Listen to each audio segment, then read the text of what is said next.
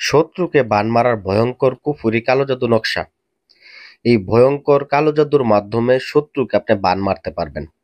এটার মাধ্যমে শত্রুকে পাগলও বানাইতে পারবেন এবং মেরেও ফেলতে পারবেন। তো কিভাবে পাগল বানাবেন, কিভাবে মেরে ফেলবেন?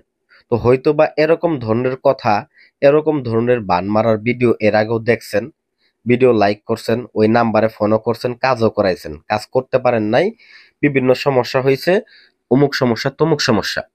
তো ভাই, আসলে ইউটিউব জগৎটা আপনারা হয়তোবা বোঝেন কি জিনিস। আমি বলবো না যে আমি এখানে নাম্বার দিচ্ছি বিধায় আমাকে ফোন করবেন, এটা আমি বলবো না। আমি আপনাদের নাম্বার দিচ্ছি, নিয়ম যদি বুঝতে অসুবিধা হয় আমাকে ফোন করবেন। কারণ আমি এখানে যে নিয়মটা দিচ্ছি, এই নিয়মটার মাধ্যমে নিজের কাজ নিজে সমাধান করতে পারবেন, কোনো কবিরাজের কাছে যাইতে হবে না আপনাকে। কারণ কবিরাজের কাছে গেলে আপনাকে বলতে দেখা গেছে যে আপনি বলবেন ভাই এত টাকা দেন, এত টাকা দেন। আমি আপনাকে এক কথাই বলবো, আপনি নিজের কাজ নিজে সমাধান করবেন, আমার কাছে আবার ফোন দিন না কাজ করার জন্য। কারণ আমার এমনিতে এলাকার যে কাজগুলো, কাজের চাপ আমাদের প্রচুর। তো ফাঁকে কাজ করার ফাঁকে আমি আপনাদেরকে দিয়েতেছি, যে কারণ অনেকে অনুরোধ করছে ভাই বান মারার কাজ এই যে আপনার কাছে সমাধান করে নিলাম, তো সমাধান তো পাইলাম। আমার মতো অনেক লোকেরা এরকম ভাবে ভোগান্তি হইতেছে বা মানুষের কাছে প্রতারিত হইতেছে, আপনারা ইউটিউবে ভিডিও দেন না কেন? তো এই জন্যই কিন্তু ভিডিওটা দেওয়া। তো যাই হোক, আপনাদেরকে নিয়ম আমি বলেইতাছি। এই নিয়মে আপনারা কাজ করবেন, শতভাগ আপনার শত্রু নিধন করতে পারবেন। কারণ শত্রু এমনই একটা পথের কাটা, কারণ আপনি এখন এই দিকেও যাইতে পারতেছেন না, ওই দিকেও যাইতে পারতেছেন না। আপনার পিঠ একদম দেয়ালের মধ্যে ঠেকে গেছে। আপনি এখন কুলাইতে পারতেছেন না, তাকে মারা ছাড়া বা তাকে পঙ্গু করা ছাড়া আপনার আর কোনো পথ নাই। এখন আপনি তাকে শেষ করতে গিয়ে দেখা গেছে আবার আরেক বিপদে পড়ে গেছেন, বন্ড কবিরাজের পাল্লায় পড়ে। তো যাই হোক ভিউয়ার্স, এখন কিভাবে কাজ করবেন নিয়মটা আপনাকে অবশ্যই মানতে হবে। নিয়ম যদি না মানেন তাহলে কিন্তু ভাই কাজ করতে পারবেন না। কারণ নিয়ম এমনই জিনিস, প্রত্যেকটা কাজের আলাদা আলাদা নিয়ম থাকে। আর আপনি যদি অধৈর্য হয়ে যান, সাহস হারান, সেক্ষেত্রে কিন্তু আসলে কাজ করতে পারবেন না।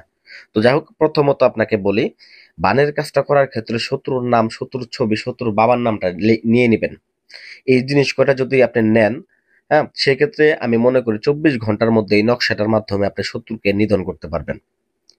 তো এই শত্রুকে নিধন করার জন্য অবশ্যই আপনাকে আসন করে বসতে হবে। আসনের মধ্যে মোমবাতি আগরবাতি জ্বালায় আশেপাশে অবশ্যই গোলাপ জল ছিটায় নেবেন, ছিটায় নিয়ে নিরিবিলি জায়গায় বসে নেবেন। এবং যেদিন কাজটা করবেন ওই দিনটা হইতে হবে শুধুমাত্র শনিবার অথবা মঙ্গলবারের দিন। আর কাজটা করার ক্ষেত্রে উত্তর দিক করে আসন করতে হবে, মুখের জিহ্বার নিচে একটা নিমের পাতা নিয়ে নিতে হবে। এবং যেদিন কাজ করবেন ওই দিন কখনো গরুর মাংস খাবেন না। গরুর মাংস খাওয়া ছাড়া কিন্তু, খাইলে যদি খায় ফেলেন গরুর মাংস, সেক্ষেত্রে কিন্তু আপনার কাজ হবে না। এবং ওই দিন যদি স্ত্রী সহবাস করেন সেক্ষেত্রে কিন্তু আরো কাজ হবে না, বরং উল্টা আপনার সমস্যা হবে। স্ত্রী সহবাস করা যাবে না ওই দিন, এবং গরুর মাংস খাওয়া যাবে না। এই নিয়মটা আপনাকে মানতে হবে। তো অতঃপর আপনাকে যে কাজটা করতে হবে, এই আসন করে বসার পরে আপনারা শনিবার মঙ্গলবার দিন রাত্রে 10টার পরে, 10টা থেকে আপনারা 12টার মধ্যে এই কাজটাকে সমাধান করবেন। এই নকশাটাকে আপনারা হরিণের চামড়ার উপরে অঙ্কন করবেন।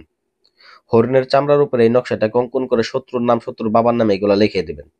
লিখে দিয়ে আর একটা নকশা অঙ্কন করবেন শত্রুর ছবির উপরে। তো এই দুইটাকে ভালো করে পেঁচায় নেবেন।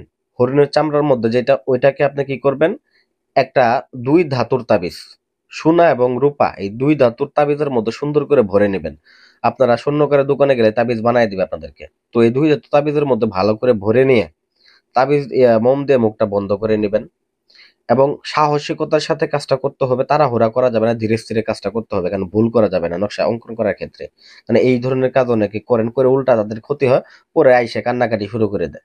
তো যাই হোক, পরবর্তীকালে কি করতে হবে, যে ছবি যেটা থাকবে ওই ছবিটা এবং ওই তাবিজটা, এই দুইটাকে একসাথে বেঁধে নিতে হবে। বেঁধে নেওয়ার পরে আপনাকে যাইতে হবে একটা কলা গাছ, একদম তরতাজা বর্তা একটা কলা গাছের কাছে। এই কলা গাছের মধ্যে এটাকে পুঁতে দিবেন। যদি আপনি মৃত্যুবান না দেন সেক্ষেত্রে ছবির মধ্যে অঙ্কন করবেন না।